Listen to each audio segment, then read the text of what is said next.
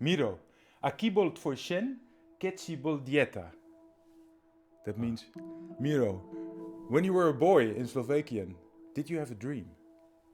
But was this in Slovakian? I guess so. No. Google Translate. No, I have not understood any word of it. Aki bol tvoj sen, Oh, that sounds better. keď si bol dieta. Aký bol tvoj sen, keď si bol dieťa?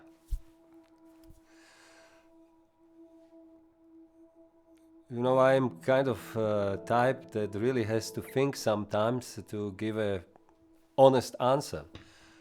And I don't think I had a real clear dream in the future. I think I was a kid and I wanted to play and I wanted to have joy and enjoy life. I mean, probably that was what I wanted to do. I remember I was playing football.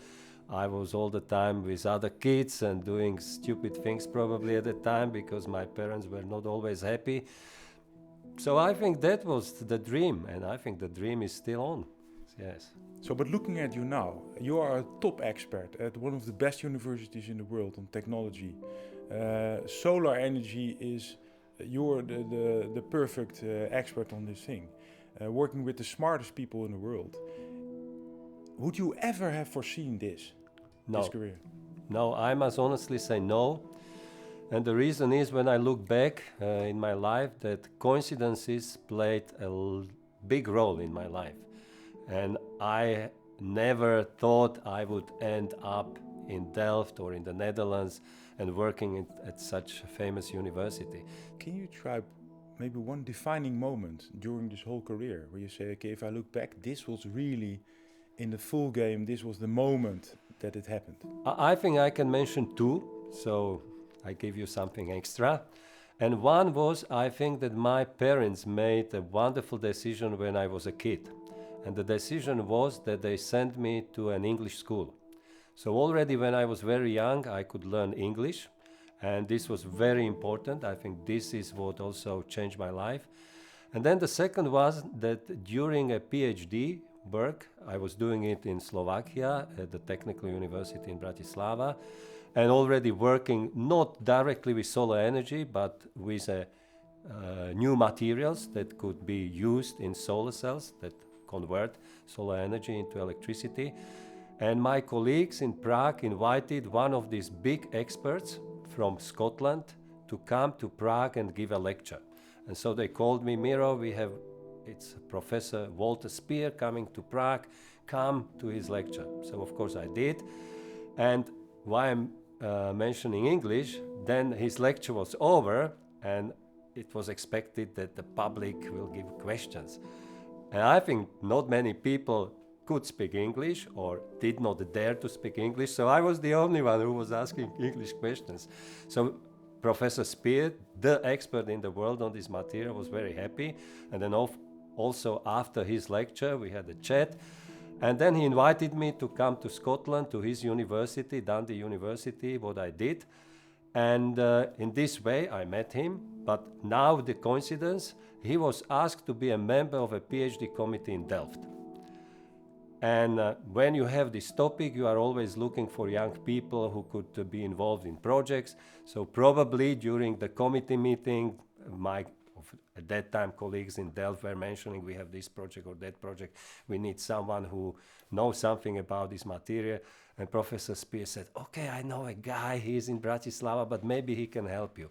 And I got the invitation, and that was a half year that I should spend in Delft. But from a half year, it's now more than 30 years. What is so fascinating about the sun?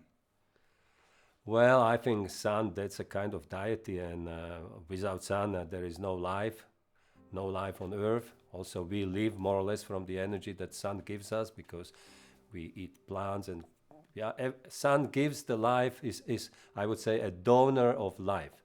I am happy that I am at the Delft University of Technology because also of the logo of the university. Above the letter T, there is this strange form, and this strange form actually represents the flame of Prometheus, a Greek god in Greek mythology. And I don't know whether you remember why Prometheus is so famous, but it is because of a deed that he stole the the fire. fire from Olympus and brought it to people on the earth.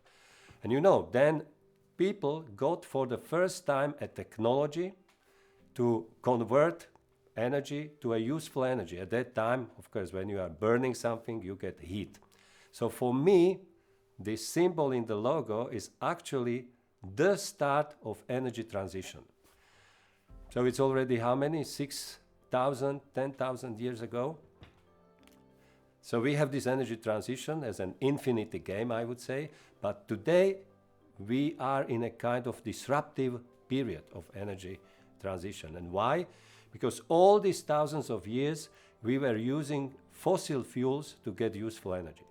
And now we know, don't use fossil fuels anymore. It's not good for us. So we have to switch to different, what we call primary energy sources. And the biggest that is available is sun. You are living in a world of people who are going to become an engineer, for example. How do these other skills, which sometimes they're called soft skills or 21st century skills, how do they blend into this, let's say, engineering background?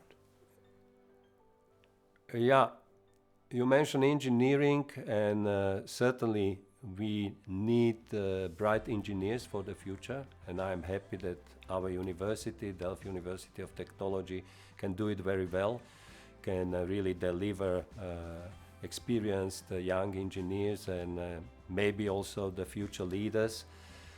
But it's not only engineering. You really probably be or work on the other skills. From certain moment in my life, I was also busy and interested in art. Maybe for the information, I started the first private art gallery in Slovakia already more than 30 years ago. So just before I went for this half a year to the Netherlands, and the gallery still exists. Why did you do that? Can you elaborate? Exactly. I am not an artist myself, but I was feeling that I can get some kind of inspiration from also being involved in an area which is said it's completely different than science and research. Because at that time I was already working at the Technical University in Bratislava, so really on science. And I was thinking, let's meet these artists because they are thought to be very creative people, and I wanted to, let's say, get crazy ideas, because also in science you need crazy ideas to make a step. Why? To let's say, find out new technologies like a solar cell. It is something that will change our world, and people did not think about it, that some of the processes that were already known, you can put together in a device that can make this wonderful thing of converting solar energy directly into electricity. You need courage to do less. Absolutely. You need courage. You need courage to do anything.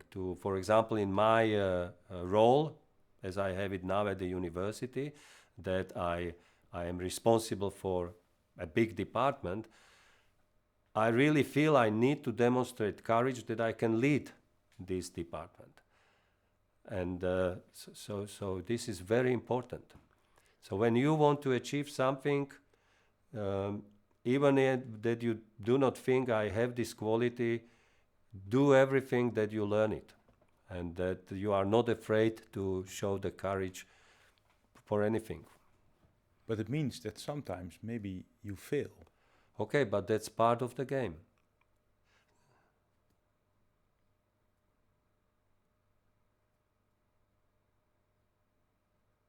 Okay. Odkiaľže to dievky boli, čo tak pekne tancovali, z očovej, z tej dediny zhorenej.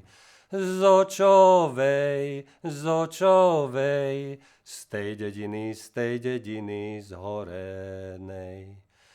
a ja som sa na ne díval, jak im vietor sukne zdvíhal z hodvábu, z pamoku, čo som kúpil na detvianskom jarmoku. Z hodvábu, z pamoku, čo som kúpil na detvianskom jarmoku. My name is Miro Zeman. I work at Delft University of Technology. My specialization is solar energy.